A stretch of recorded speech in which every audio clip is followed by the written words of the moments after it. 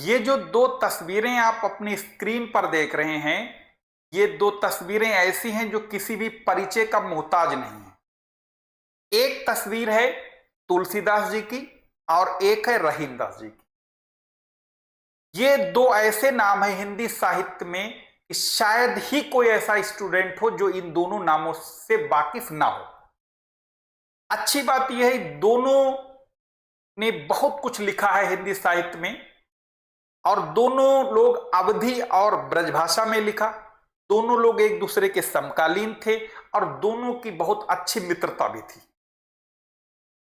ये रहीमदास जी वही हैं जो अकबर के नवरत्न में शामिल थे। इनका पूरा नाम अब्दुल रहीम खान खाना था। एक बार की बात है, एक महिला तुलसीदास जी के पास पहुंची, बहुत गरीब महिला थी। उसने कहा कि हमारी लड़की की शादी है और हमारे पास पैसे का इंतजाम नहीं है, तो आप ऐसा कुछ हमारी आर्थिक मदद करें जिससे लड़की की शादी हो जाए। तो इन्होंने कहा कि आप खुद देख लीजिए कि हम एक कच्चे मकान में रहते हैं, छोटा सा मकान है, कुटिया है, तो हमारे पास देने के लिए कुछ है ही नहीं।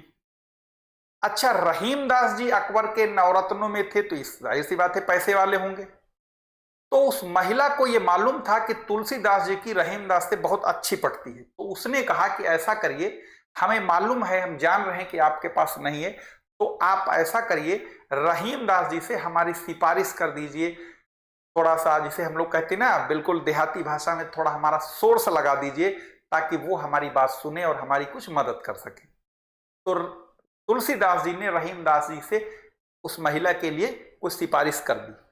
जब वो महिला तुलसीदास रहीमदास जी के पास गई तो उन्होंने जो भी उसकी आर्थिक मदद की, वो महिला वापस लौटी, तुलसीदास जी के पास गई और इनका धन्यवाद दिया कि आपकी सिफारिश की वजह से, आपके कहने की वजह से रहीमदास जी ने हमारी आर्थिक मदद की, अब हमारा सारा काम हो जाएगा।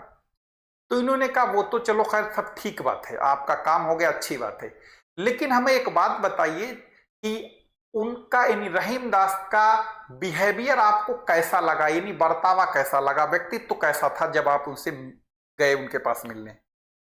तो उस महिला ने कहा कि जब वो हमको कुछ यानी जो दान दे रहे थे तब उनके हाथ तो ऊपर थे लेकिन उनकी आंखें नीचे हो, मतलब जैसे होता ना जेब से कोई पैसा निकाला, और कहा उन्होंने हमको दान देते समय उनके हाथ तो ऊपर उठे थे पैसा देने के लिए लेकिन उनकी नजरें नीचे झुकी थी।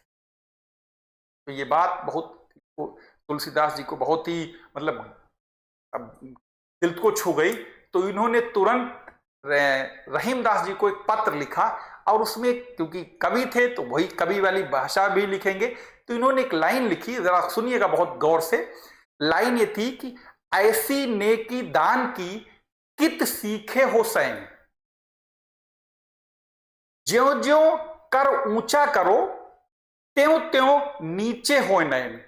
यानी ऐसी दान की ये कहां सीखे हो, जिस आप जैसे हाथ उठा दान देने के लिए उठाते हो तो आपकी नजरें झुक जाती हैं, ऐसी ये मतलब एक बहुत ही कह सकते हैं ये तरीका, बहुत बेहतरीन तरीका कहां से सीखे हो।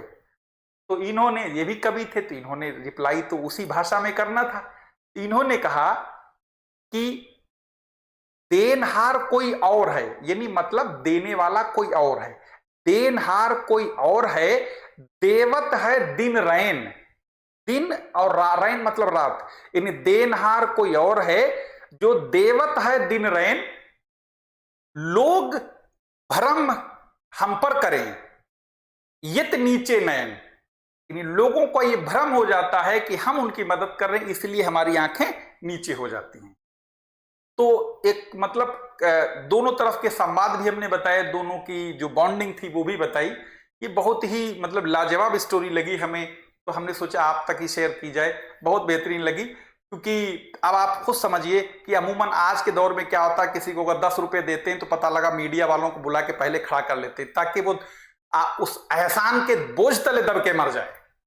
और पहले ही ऐसा भी व्यवहार होता है जैसा अभी हमने आपको बताया। कुल मिला के ये बहुत ही इंटरेस्टिंग घटना लगी हमें, इसलिए हमने आप तक शेयर करी। आप और लोगों को भी शेयर करिएगा। और हाँ, रोजाना इस चैनल पर रात 9 बजे क्लास भी चलती लाइव, उससे भी जुड़िएगा। फिर मिलेंगे किसी और इसी तरीके के बेहतरीन स्टोरी के साथ। तब तक के लिए